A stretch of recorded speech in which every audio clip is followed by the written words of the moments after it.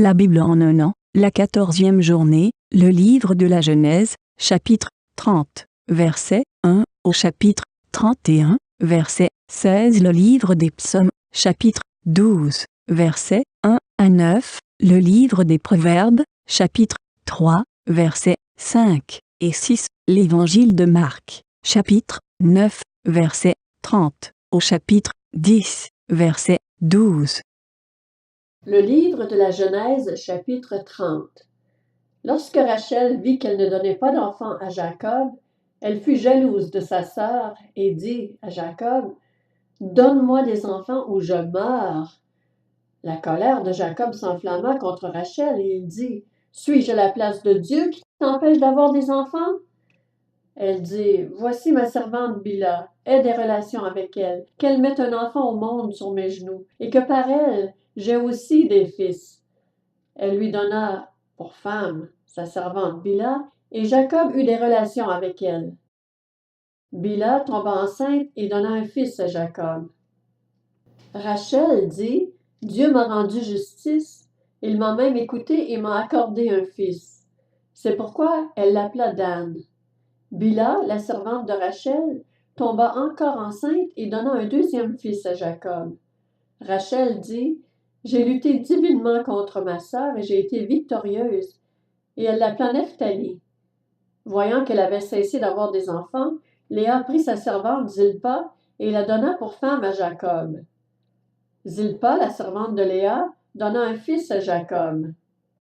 Léa dit, « Quel bonheur! » Et elle l'appela Gad.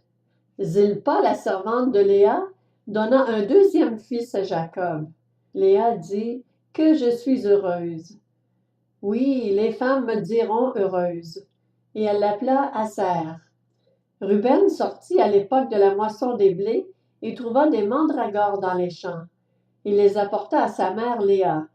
Rachel dit alors à Léa, « Donne-moi, je t'en prie, des mandragores de ton fils. » Elle lui répondit, « Est-ce trop peu d'avoir pris mon mari pour que tu prennes aussi les mandragores de mon fils? » Rachel dit, « Eh bien, il couchera avec toi cette nuit en échange des mandragores de ton fils. » Le soir, quand Jacob revint des champs, Léa sortit à sa rencontre et dit, « C'est vers moi que tu viendras, car je t'ai eu en salaire pour les mandragores de mon fils. » Et il coucha avec elle cette nuit-là.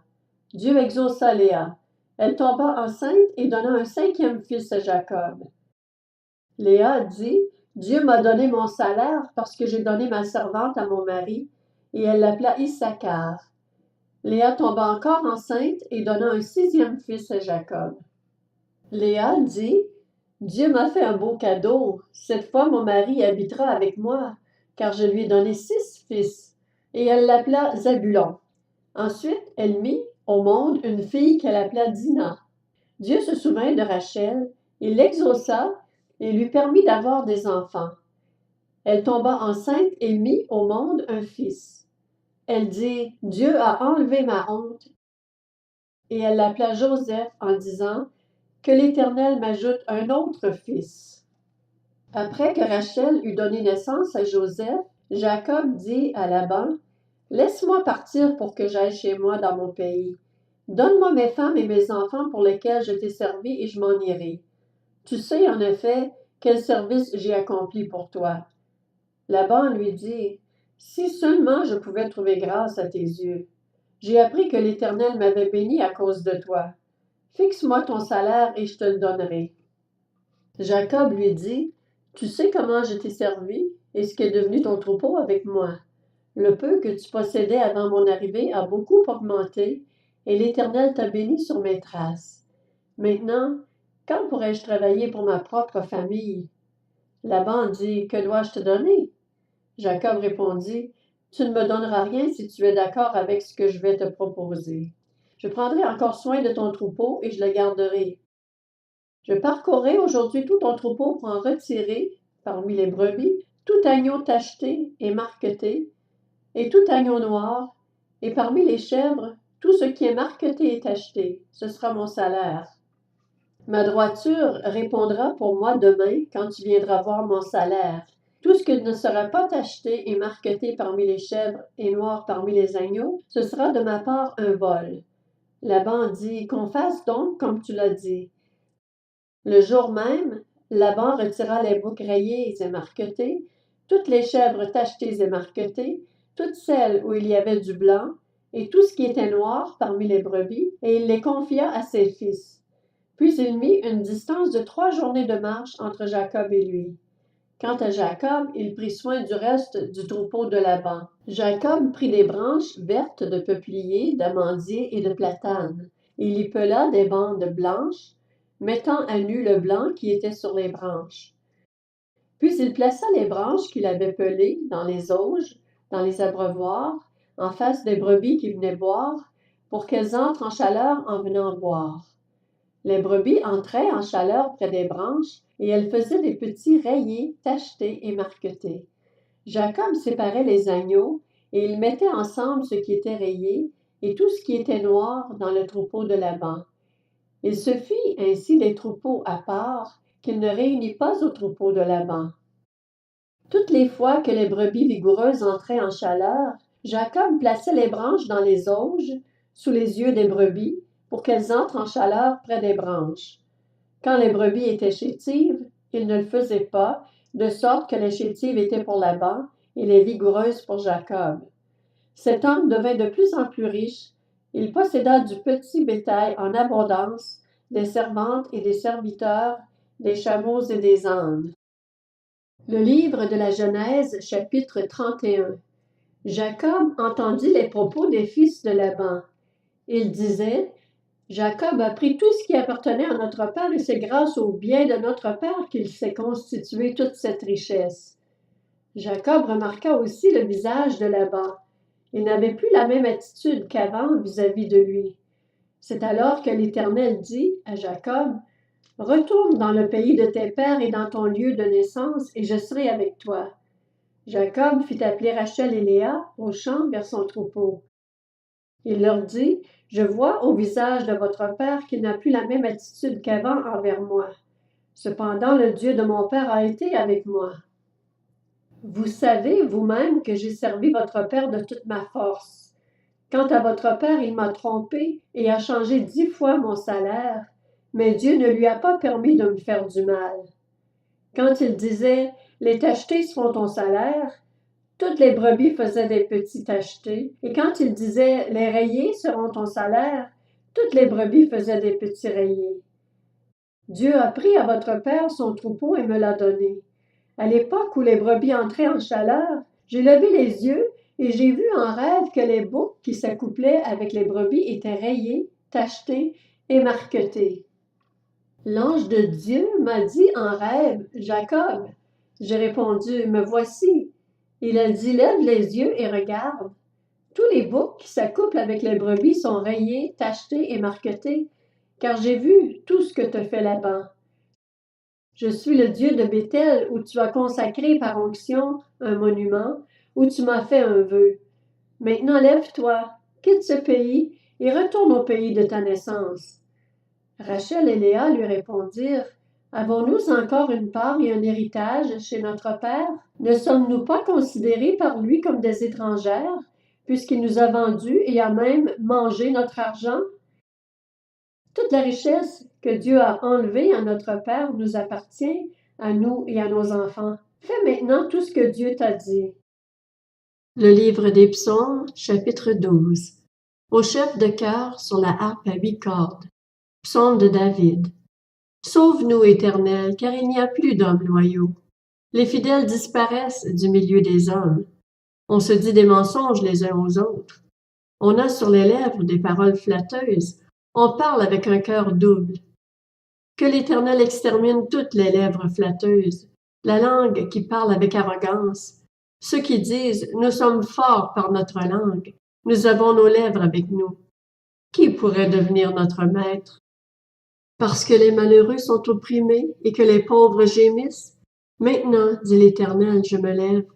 J'apporte le salut à ceux qui soupirent après lui. Les paroles de l'Éternel sont des paroles pures, un argent affiné dans un creuset en argile, et 7 fois épuré. Toi, Éternel, tu les garderas. Tu les préserveras pour toujours de ces gens. Les méchants rôdent partout quand la bassesse règne parmi les hommes. Le livre des Proverbes, chapitre 3. Confie-toi en l'Éternel de tout ton cœur et ne t'appuie pas sur ton intelligence. Reconnais-le dans toutes tes voies et il rendra tes sentiers droits. Évangile de Marc, chapitre 9. Ils partirent de là et traversèrent la Galilée. Jésus ne voulait pas qu'on le sache, car il enseignait ses disciples et il leur disait: Le Fils de l'homme sera livré entre les mains des hommes. Ils le feront mourir, et 3 jours après avoir été mis à mort, il ressuscitera. Cependant, les disciples ne comprenaient pas cette parole, et ils avaient peur de l'interroger. Ils arrivèrent à Capernaum. Lorsqu'il fut dans la maison, Jésus leur demanda: De quoi discutiez-vous en chemin? Mais ils gardèrent le silence, car en chemin ils avaient discuté entre eux pour savoir qui était le plus grand. Alors il s'assit, appela les 12 et leur dit: Si quelqu'un veut être le premier, il sera le dernier de tous et le serviteur de tous. Il prit un petit enfant, le plaça au milieu d'eux, et après l'avoir pris dans ses bras, il leur dit: Celui qui accueille en mon nom un de ces petits-enfants, c'est moi-même qui l'accueille. Et celui qui m'accueille, ce n'est pas moi qui l'accueille, mais celui qui m'a envoyé. Jean lui dit: Maître, nous avons vu quelqu'un chasser des démons en ton nom, et nous l'en avons empêché parce qu'il ne nous suit pas. Ne l'en empêchez pas, répondit Jésus, car personne ne peut faire un miracle en mon nom et aussitôt après dire du mal de moi. En effet, qui n'est pas contre nous est pour nous. Et celui qui vous donnera à boire un verre d'eau en mon nom, parce que vous appartenez à Christ, je vous le dis en vérité, il ne perdra pas sa récompense. Mais si quelqu'un fait trébucher un seul de ces petits qui croient en moi, il vaudrait mieux pour lui qu'on attache à son cou une grosse meule de moulin et qu'on le jette à la mer. Si ta main te pousse à mal agir, coupe-la. Mieux vaut pour toi entrer manchot dans la vie que d'avoir les 2 mains et d'aller en enfer, dans le feu qui ne s'éteint pas. Là où le ver ne meurt pas et où le feu ne s'éteint pas. Si ton pied te pousse à mal agir, coupe-le. Mieux vaut pour toi entrer boiteux dans la vie que d'avoir les 2 pieds et d'être jeté en enfer, dans le feu qui ne s'éteint pas, là où le ver ne meurt pas et où le feu ne s'éteint pas. Et si ton œil te pousse à mal agir, arrache-le. Mieux vaut pour toi entrer dans le royaume de Dieu avec un seul œil que d'avoir 2 yeux et d'être jeté dans l'enfer de feu, là où le ver ne meurt pas et où le feu ne s'éteint pas. En effet, tout homme sera salé de feu, et tout sacrifice sera salé de sel. Le sel est une bonne chose, mais s'il passe à saveur, avec quoi la lui rendrez-vous? Ayez du sel en vous-même, et soyez en paix les uns avec les autres. Évangile de Marc, chapitre 10. Jésus partit de là et se rendit dans le territoire de la Judée, de l'autre côté du Jourdain. La foule se rassembla de nouveau près de lui, et conformément à son habitude, il se mit encore à l'enseigner. Les pharisiens l'abordèrent, et pour lui tendre un piège, ils lui demandèrent s'il est permis à un homme de divorcer de sa femme. Il leur répondit: Que vous a prescrit Moïse? Moïse, dirent-ils, nous a permis d'écrire une lettre de divorce et de renvoyer notre femme. Jésus leur dit: C'est à cause de la dureté de votre cœur que Moïse vous a donné cette règle. Mais au commencement de la création, Dieu a fait l'homme et la femme. C'est pourquoi l'homme quittera son père et sa mère et s'attachera à sa femme, et les 2 ne feront qu'un. Ainsi, ils ne sont plus 2, mais ne font qu'un. Que l'homme ne sépare donc pas ce que Dieu a uni. Lorsqu'ils furent dans la maison, les disciples l'interrogèrent encore là-dessus. Il leur dit: Celui qui renvoie sa femme et qui en épouse une autre commet un adultère envers elle. Et si une femme divorce de son mari et en épouse un autre, elle commet un adultère.